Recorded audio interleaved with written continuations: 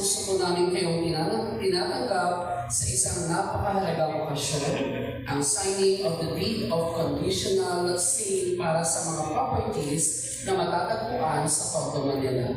Ang araw na ito ay hindi lamang tungkol sa pagpirma ng isang legal na dokumento. Ito ay simbolo ng pag-asa, seguridad, at panibagong simula para sa mga pamilya at komunidad na makikinabang sa hakbang na ito. Together with us this morning from the Privatization and Management Office, our Chief Privatization Officer, Mr. Michael Peter E. Alejandro. From the Department of Finance, Secretary Frederick D. Go.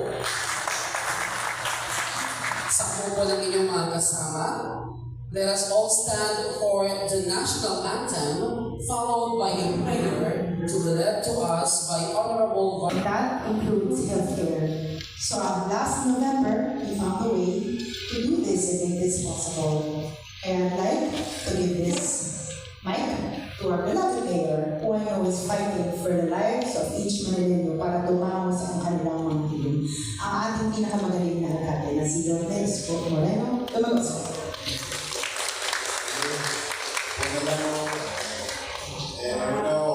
Maraming salamat sa ating Vice pangalawa, higit sa lahat. Maraming salamat sa Diyos. Pagkamat fiscally challenging Maynila,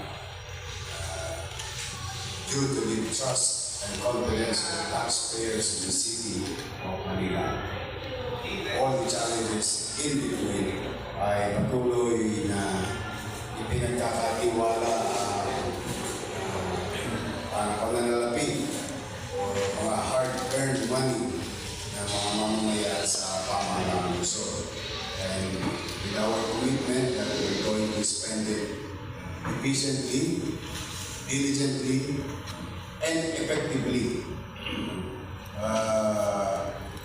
Kaya po tayo kahit paano yung 4 na taon na road to recovery natin as of December 31, based on projection of what you call the numbers card, na tinutulungan tayo paano curve, i-maneuver yung ating fiscal challenges, what you call PYOs. At mas madalit masalita, si Judith, lagi kami binibisita sa sekretary ni Judith. Na 3 years we can recover. Having said that,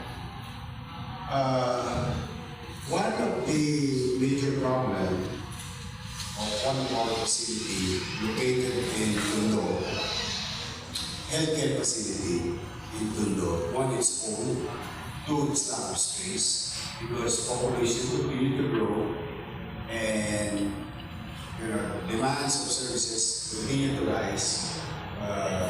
Medyo nagiging challenging na yung hospital ng Tondo. Kaya si Director Edwin Perez talagang sabi sa kanya, maghanap kayo ng lote. Baka kung sakali kahit hindi tayo, sa pangarap man lang, makita natin yung pangarap natin. But it's just moving on. We cannot just wait for money to come and plan. Let the money will come later. We must plan and implement. Pero lagi ang attitude. Hindi ko pwedeng mauuna ang karetela sa kabayo. Kailangan kabayo lagi mahila ang karetela. At mahila din ang ating mga pasahero, which is mga Manila, tungo sa maayos na pangalaman. Having said that, one afternoon, Attorney Chris Fernandez saw an opportunity and went to PMO, mga taga-Maynila, mga taga-PMO. Sila po ang may tangan-tangan ng mga property and some assets some properties and some assets under them, owned by the state. Pag-aari ng Estado. With their good heart, napapayagan tayo to acquire yung property sa Cabalsanos. Kaya lamang, siyempre, sila po ay under sa opisina ni Secretary Go. What you call, mas kilala natin, Frederick. Ito po ay DOF, Department of Finance. Through the initiative of the Group Secretary and the head of PMO, the composition, para malaman nyo na hindi mo pinagkatali talaga ito mga pangyayari. Ito yung resulta na lang ngayong araw rito. Maraming hands on deck nangyari dito. Meron po yung board composition of different agencies of government. And we are very grateful sa salamat sa Diyos na aprobahan po yung ating request na bibili natin yung lote. Ang Maynila bumili ng lote na pag-aari ng Estado. So, para sa kapakanan ng mga taxpayer, nasa isang katawan pa rin yung pera.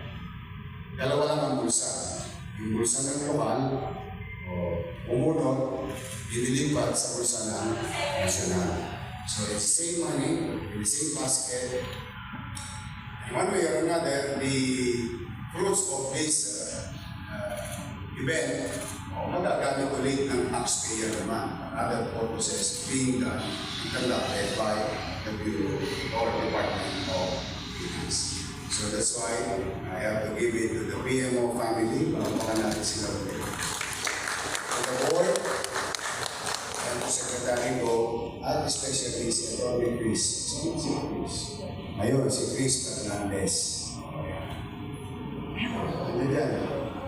Kaya, Edwin, congratulations. Director Padilla. From more or less 500 square meter of healthcare facility, shout out sa lahat ng mga taga-District 2 ng Manila.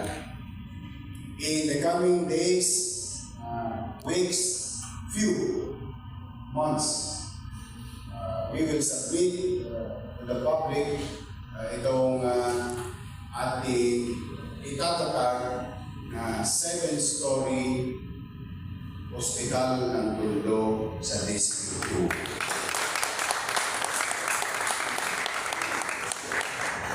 350% larger from its original place. Kaya para sa mga taga-Tondo, matagal na sila nagsakripisyo. Now, I have to also give credit where it's due. Itong ibabayad natin ay pera at taxpayer ng City of and the seed money to build naman, the seed money to build the facility for our people. Kung maalala nyo kako, nasa Malacanang kami, maalala nyo, nasa Malacanang kami lahat. Lahat ng mayor at governor, municipal and city, and highly urbanized.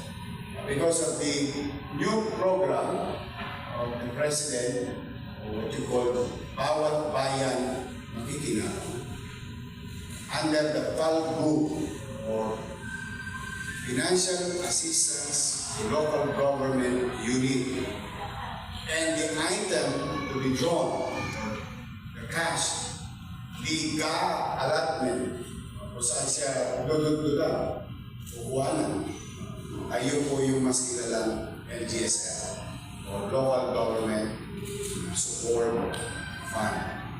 This fund from 11 billion, si Secretary ko, para malaman nyo rin, is part of the inner group in preparing the budget. At yan po, from 11 billion, grows to 400%. So yung mga scandal PMO, DOF, City of Manila, LGSF. Kaya, ngawan Diyos, manatag kayo. Hopefully maging available si Presidente. Really inviting to the groundbreaking of near future brand new hospital ng Tondo. So again, thank you very much for your wisdom. To the PMO family, thank you very much for your effort. We're happy to be of service to unplug one of your NDAs, or what you call non-performing asset. And I do believe the fruits of the exchange of funds will be utilized for our both national level and local. Rest assured, Mr. Secretary, lumuti po kami. Hindi po namin ito papayora at pagkakataon binigay niyo sa amin para sa mga tagalusan. We will make sure we will deliver. Thank you very much and welcome to the city of Tondo. Thank you so much, Mayor Francisco Escobar Moreno. So, please, we will now proceed to the signing of deed by Mayor Francisco Escobar Moreno Dumagoso and PMO Chief Privatization Officer Michael Peter A. Alejandro, and witnessed by Secretary Frederick B. Go and Vice Mayor Angela Lane Chi Atienza.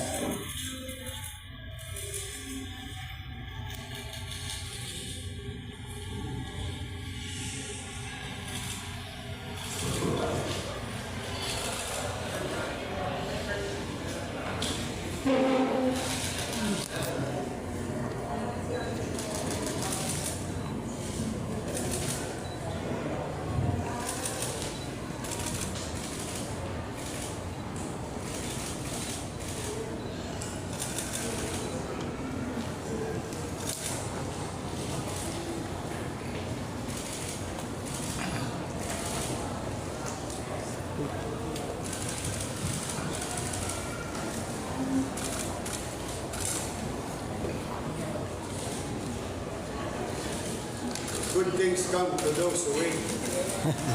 Maganda yung hospital. Andres! Meron akong pinya. Patikim ng pig. Patikim ng pig. Ayan yung future Boston. As perspective. 7-story with parking lot in the building. Yan.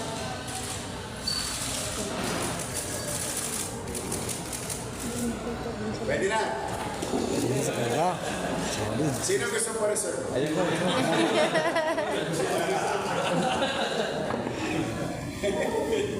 Nakaturo agad eh. Nakaturo agad sige. Love you, Ed. Mga nyunyot naman.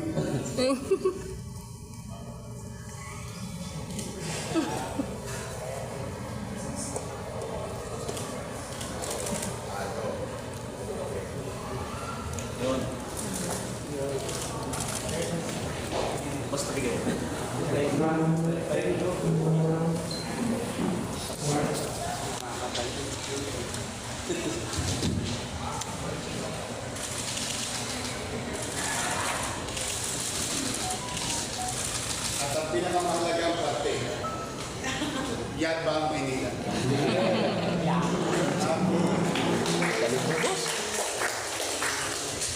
Bayad siya.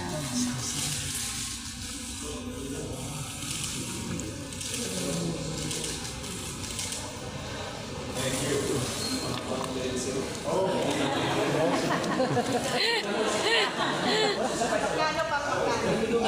Focus na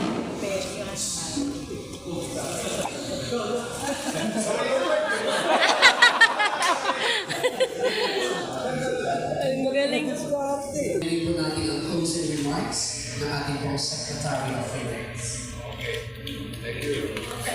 Maaari mo na po tayo magupo. Tsaka upo. Go.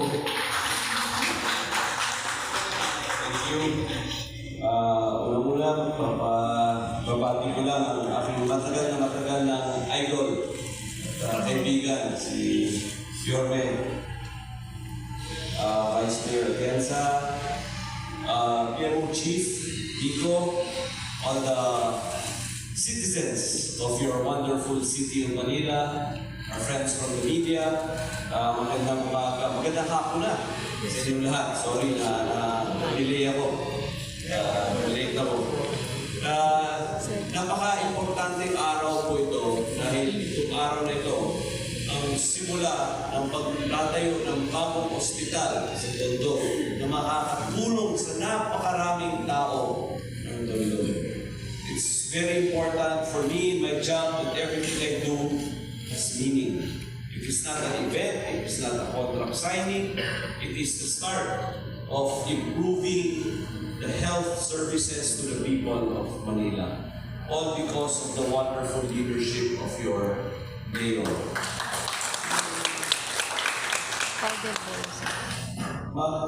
I also have to acknowledge the very good work of the Privatization Management Office. Tama po sinabi ni Yorme na ang PMO po ang nagmamayari ng maraming mga lupa at assets ng ating gobyerno. At napakasaya ko po dahil itong asset, itong property na hindi nagagamit ng tama, ngayon turn over na namin sa City of Manila where it would be used productively, efficiently, and for the good of the people. And you know, I have to tell you that tama rin po si Yorme na ang ganitong klaseng tawag namin disposition of properties, usually napakatagal na proseso ito. Sabi nga ni Mayor, yung mga ganito baka umabot ng decades normally. But you know, Galing. but in this case, 3 months na daw, sabi ni Mayor. It's really because of the joint effort of the PMO and the effort of your city government. The government of Manila was really very proactive in making this happen, and it's really great for me to witness it because I'm always talking about results and getting things done. And I'm so glad that in 3 months we were able to get this done and start the process of turning this idle asset into a productive asset. So yan lang po. Wala na po kung maraming sasabihin. Magpapasalamat lang sa siyudad ng Maynila at binayaran po niyang PMO. Alam mo naman kami sa gobyerno, kailangan namin ng pera. Kailangan namin ng fiscal space kung tawagin. And alam mo dito sa DOF, trabaho po namin yan is to raise revenues for the government. So this sale helps our drive to privatize assets and raise revenue for the delivery of government services to the people. So, thank you very much. Thank you so much. Muli po palakpakan po natin our Secretary of Finance, Mr. Frederick D. Go.